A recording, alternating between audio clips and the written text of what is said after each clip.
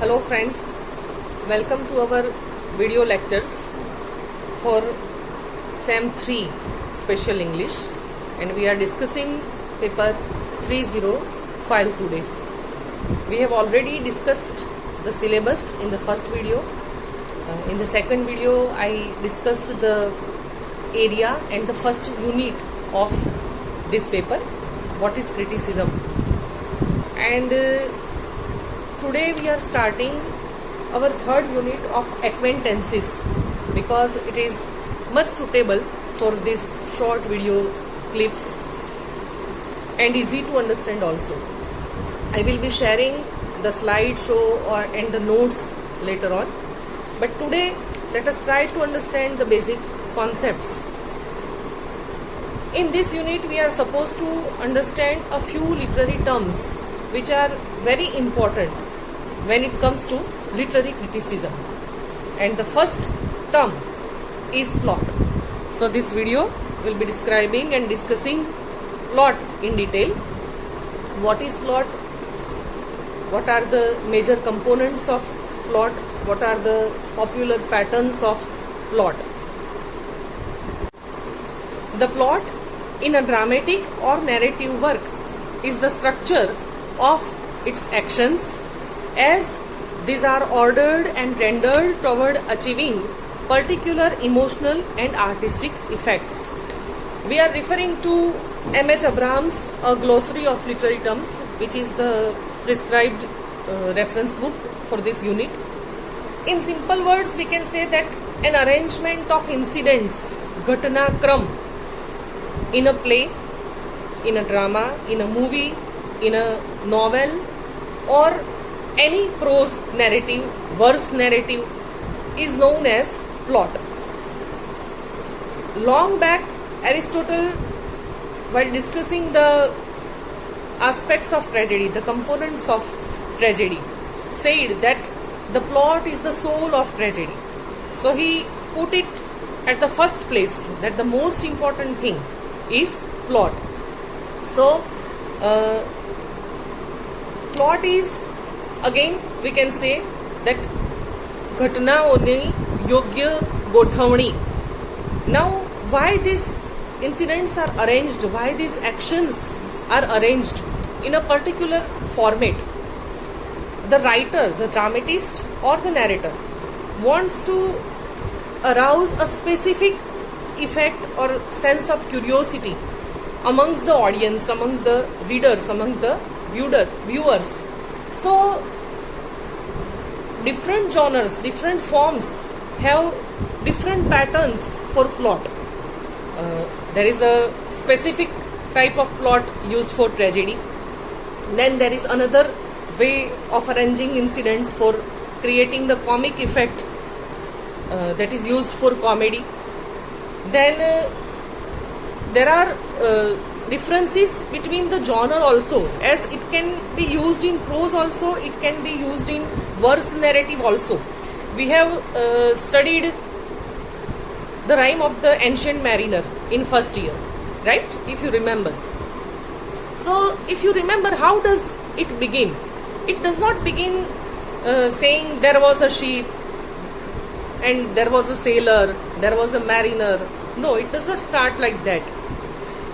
It begins that there were wedding guests going towards a church, and some stranger comes there, stops them, and suddenly starts telling them a story, and then starts the actual story.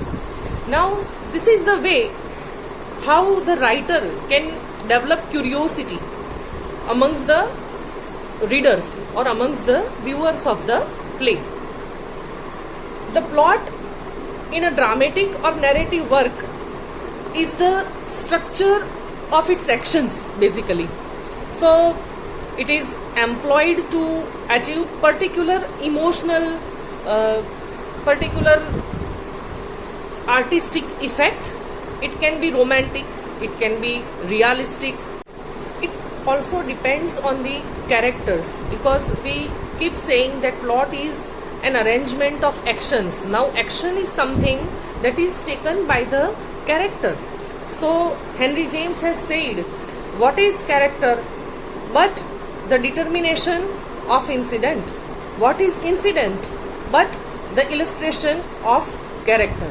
So actions are performed by characters. So character also plays very vital role in creating interesting plots. We can say that character and plot are quite interdependent, right? Now there are a great variety of plot forms.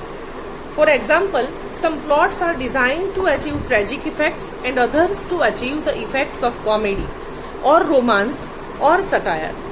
Each of these types in turn exhibits an indefinite variety of plot patterns and may be represented in the mode of drama or of narrative, and in verse or in prose.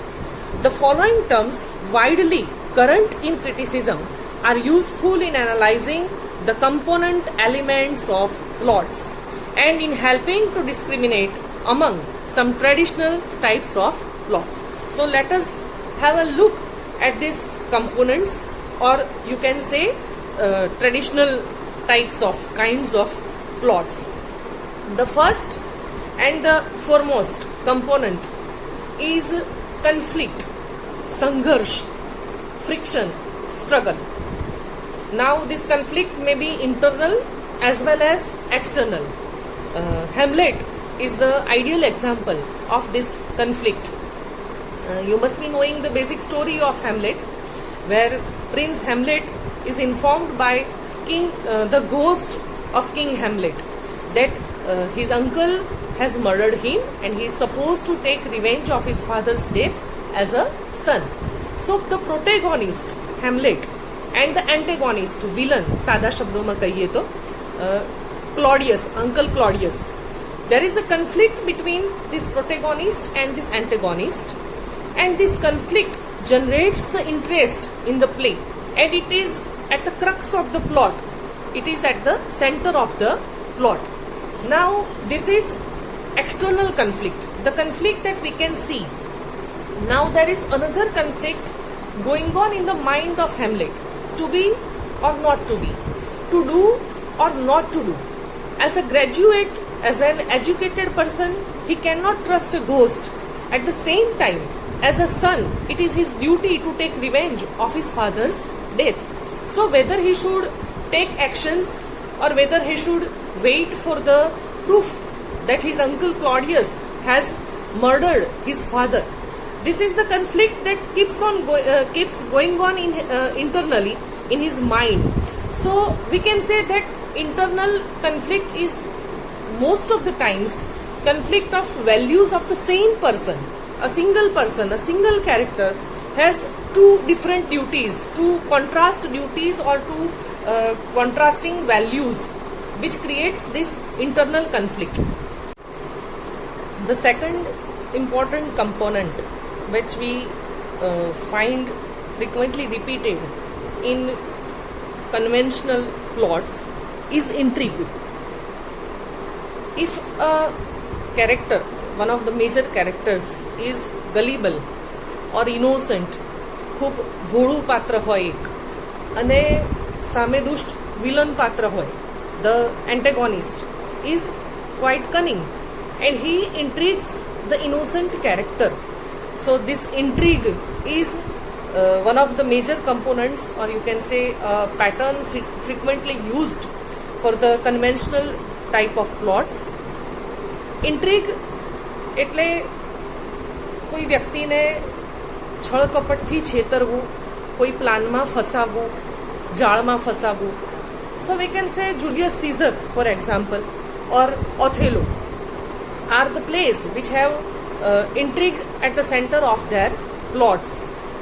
Othello is intrigued by Iago, right? So Iago is innocent and Iago is the cunning one and Othello is the innocent one, intrigued by Iago. This intrigue keeps on dragging the plot. The plot keeps on moving just on the base of that intrigue. So intrigue is at the center of this plot. The third component that the pattern that we frequently find in the popular plots is suspense, the element of surprise or the element of suspense. As the plot progresses, it arouses expectations in the audience or reader about the future course of events, an anxious uncertainty about what is going to happen, especially to those characters whose moral qualities are such that we have established a bond of sympathy with them, is known as suspense. I will give you here a very common popular example. Kattappa ने बाहुबली को क्यों मारा? Right? We waited for 1 or 2 years for the answer. Why Katappa killed Bahubali? So that was the end of the first movie, and the second movie was the answer to that question, right? So we can see simply that how easily, when we have already established Bahubali in our hearts as a hero, and then there is a suspense that why Bahubali was killed by Katappa. So he is none of our relatives, but yet we are very curious to know the answer. So this element of suspense or the element of surprise at the end of the story is a very frequently repeated plot pattern. Many of the O. Henry stories have this kind of suspense or surprise or twist at the end of the stories. Many of the ongoing plots have the same pattern. નવલિકા તમે લગભગ દર રવિવારે કે દર બુધવારે એક નવલકથાનો ભાગ છાપામાં જો વાંચતા હો તો you will always be curious કે વોટ વિલ કમ નેક્સ્ટ, બીજી પૂર્તિમાં બીજા બુધવારે બીજા રવિવારે શું આવશે. And they especially they intentionally put such kind of end or question marks at the end of their stories, at the end of their episodes, whether it is serial, whether it is this novels, episodic novels. Let's end here.